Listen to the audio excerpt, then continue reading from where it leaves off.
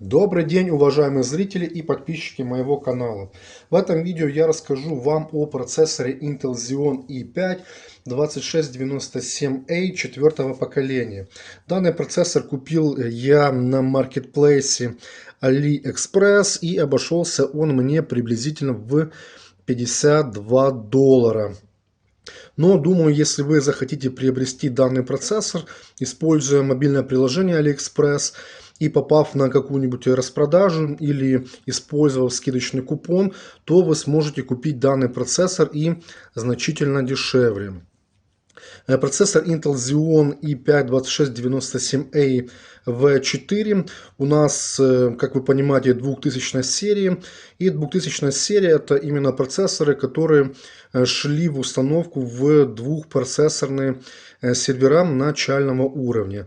Данный процессор 2697A V4 в линейке является одним из самых мощных, исходя не просто из количества ядер, но и исходя из частоты максимальной работы ядер, потому что для бытового применения в настольных компьютерах и однопроцессорных материнских платах все-таки большую роль играет частота на ядро, чем количество ядер. Данный процессор у меня в руках, значит, у него последняя финальная ревизия. Как вы видите, это ревизия SR2K1. И еще раз, она финальная. И при покупке в основном продаются именно такие процессоры, но существуют также и ревизии предфинальные, поэтому при покупке такого процессора будьте внимательны. Обычно продавцы честно указывают, какую они ревизию продают, и чаще всего это именно финальная. Но все-таки перед покупкой обращайте внимание, будьте внимательны, потому что если вы купите что-нибудь не то, скорее всего в этом будете виноваты только вы. Далее давайте поговорим по поводу его базовых характеристик. Так, минутку. По поводу базовых характеристик, что нам может предложить данный процессор? Итак, у нас здесь 16 ядер, 32 потока, базовая частота работы процессора 2,6 ГГц, максимальная частота в турборежиме 3,6 ГГц. Также нужно понимать, что максимальная частота в 3,6 ГГц достигается только при нагрузке на 1-2 ядра данного процессора. Если будет нагружаться больше ядер, то, соответственно, частота будет падать. И по опыту своему работы с данным процессором скажу, что при нагрузке на все 16 ядер частота не превышает 2,9 ГГц. Далее данный процессор может похвастаться наличием 40 мегабайт кэш-памяти третьего уровня. И у него TDP в 145 Вт. По поводу TDP сразу скажу, что процессор данный достаточно горячий, поэтому его нужно использовать совместно с хорошим, мощным, эффективным кулером. Минимум 4 трубки тепловых, а желательно и все 6. Ну, главное, чтобы по паспорту вашего кулера он превышал охлаждаемые мощности хотя бы процентов на 10 был выше. То есть, если данный процессор 145, то желательно, чтобы кулер было указано до 165 Вт. В таком случае вы будете уверены, что у вас все с запасом и не будет постоянно кулер работать на пределе. Также TDP в 145 Вт конкретно для этого процессора будет, не то чтобы ограничение, но повышенные требования к подсистеме питания процессора на материнской плате. Ему желательно иметь качественную минимально 6-фазную подсистему питания. Вот, эта система питания будет довольно значительно нагреваться в процессе работы. Но, в принципе, современные материнки среднего и более высокого уровня вполне справляются с работой данного процессора. Например, такие материнские платы, как Huanaji X99F8 или та же похожая машинист MR9S или MR9D.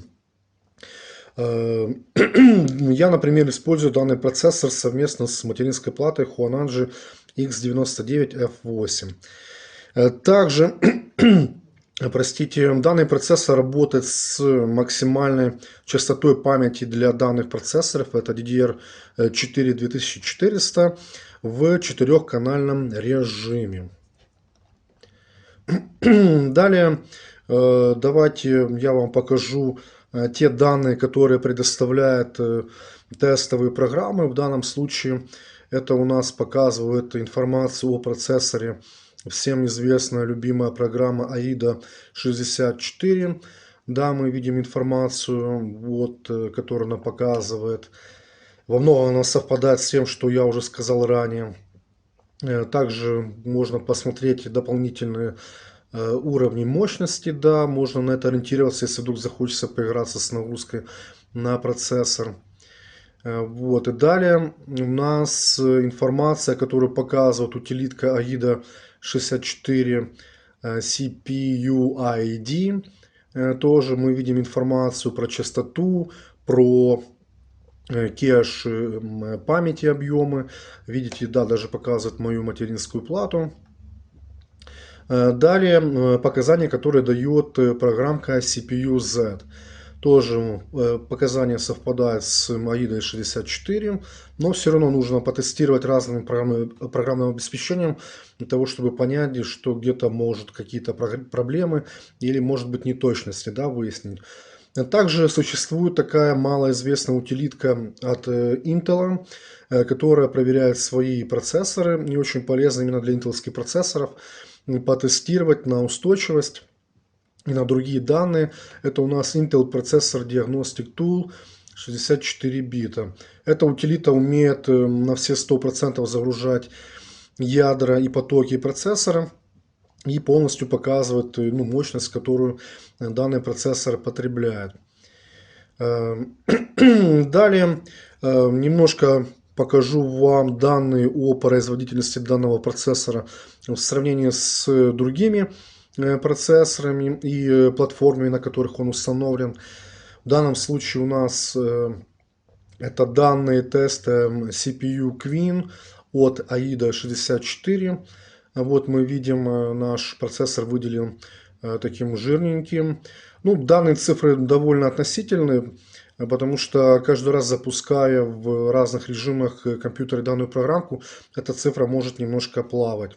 Но, тем не менее, все равно можем сориентироваться приблизительно на производительность нашей системы и процессора.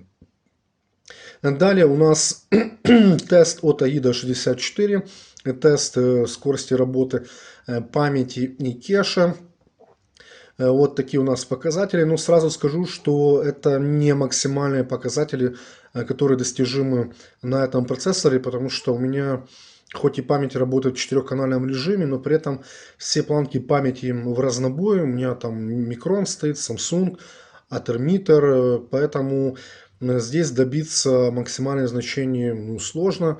А вы, когда будете покупать, то рекомендую все-таки брать для 4-канального режима плашки памяти одинакового типа, одинакового производителя, с желательно одинаковой серии. Далее у нас показания теста бенчмарка программки CPU, CPU-Z. Да? Вот. Что ж, далее давайте попробуем сравнить данный процессор с другими ближайшими, скажем так, собратьями. Вот у меня тут визуально есть в наличии еще процессор Xeon i5 2690V4. Вот, они по характеристикам довольно близки. Также скажу вам, что у процессора 2697A V4 есть еще практически брат-близнец, процессор просто 2697 без всяких букв. Они близки по характеристикам, но тем не менее есть большие различия. Вот тут я вам показываю табличку. Видно, у нас есть 2690V4. У них одинаковая технология производства 14 нанометров.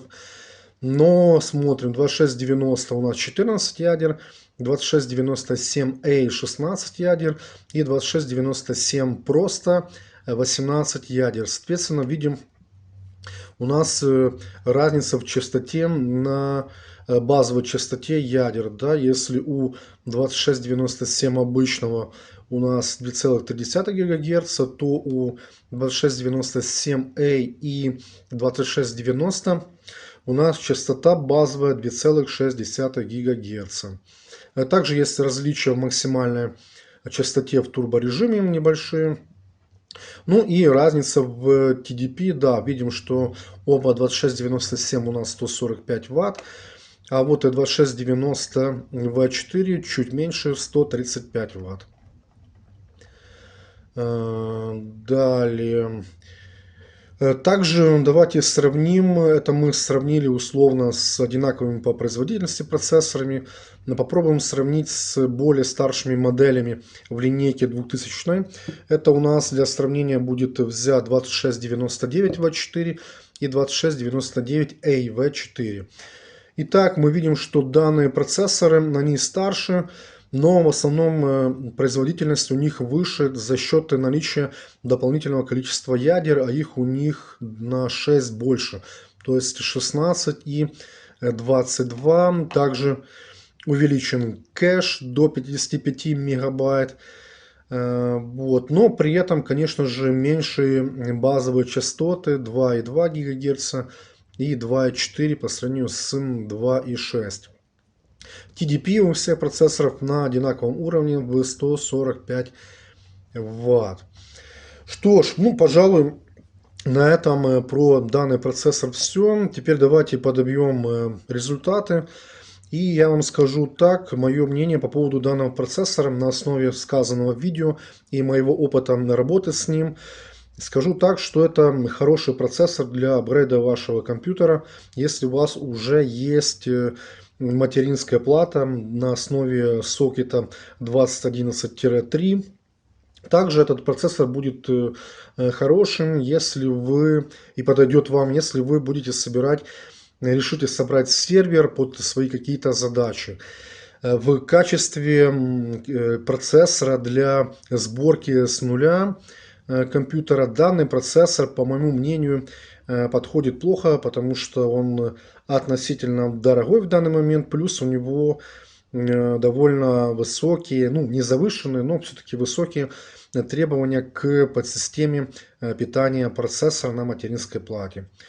Что ж, ну а на этом, пожалуй, все. Я рассказал вам полезную информацию, надеюсь, она и для вас была полезная. Поэтому прошу вас поставить лайк и подписаться на мой канал. А на этом все. Всего хорошего. До свидания.